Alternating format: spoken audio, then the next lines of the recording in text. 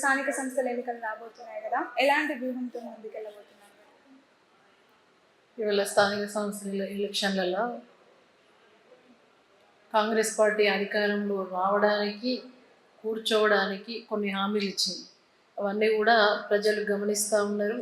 అవి అందినాయా లేదా అనేది కూడా ప్రజలకు తెలుసు, అనుభవించిన వాళ్ళకు తెలుసు.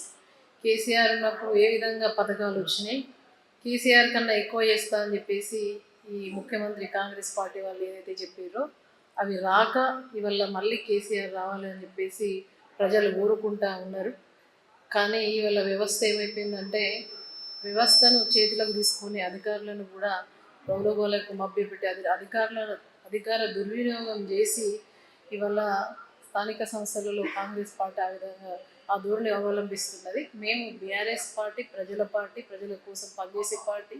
కేసీఆర్ అని అంటేనే తెలంగాణ 4 కోట్ల ప్రజలకు ప్రయోజనం కలగాలని రాష్ట్రం తెచ్చిన నాయకుడు కాబట్టి తప్పకుండా ప్రజలందరూ కూడా కేసీఆర్ వైపు ఆలోచిస్తారు. మేము కూడా కేసీఆర్ 10 సంవత్సరాల పాలనను ప్రజల కళ్ళ ముందట కనిపిస్తుంది కాబట్టి ఆ రకంగా మేము ముందుకెళ్తా ఉన్నాం.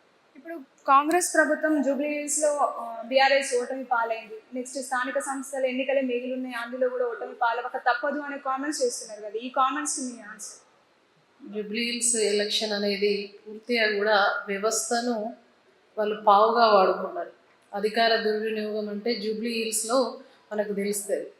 అక్కడ దొంగ ఓట్లు దాదాపు 43,000 ఓట్లు రాపించుకుంటారని చెప్పేసి మా పార్టీ వర్కింగ్ ప్రెసిడెంట్ కేటీఆర్ గారు ఎలక్షన్ కమిషన్కు కంప్లైంట్ చేసినా కూడా స్పందించలేదు అని అంటే ఇలా ఎలక్షన్ కమిషన్ కావచ్చు, వ్యవస్థ పూర్తిగా కూడా రేవంత్ రెడ్డి గారి కంట్రోల్లో పనిచేస్తుంది. కాబట్టి ఆ విధంగా దొంగ ఓట్లు రిగ్గింగ్ జరగడం వల్ల మీరు సాక్షాత్తు మీడియా కొన్ని వేల కళ్ళతోటి చూసినట్టుగా మీడియా కూడా ప్రజలందరూ చూసిండ్రు. రిగ్గింగ్ జరుగుతుందని మా క్యాండిడేట్ సునీతమ్మ గారు కూడా ఆరోపించారు.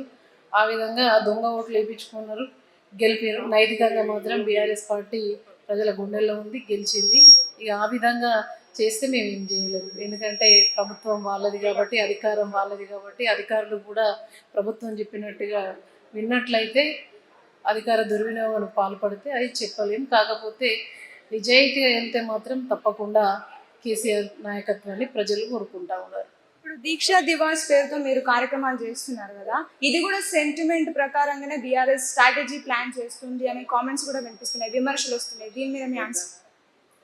దీక్షా దివాస్ మీద కూడా విమర్శ చేసే వాళ్ళను ఇవాళ మూర్ఖుల కిందికి లెక్కకు వస్తారు. ఎందుకంటే దీక్షా దివాస్ అనేది కేసీఆర్ చేసింది 4 కోట్ల తెలంగాణ ప్రజల కోసం. నా తెలంగాణ అని చేసిన దీక్షా దివాస్ను పార్టీలకు అతీతంగా కూడా వాళ్ళు కూడా జరుపుకోవాలి.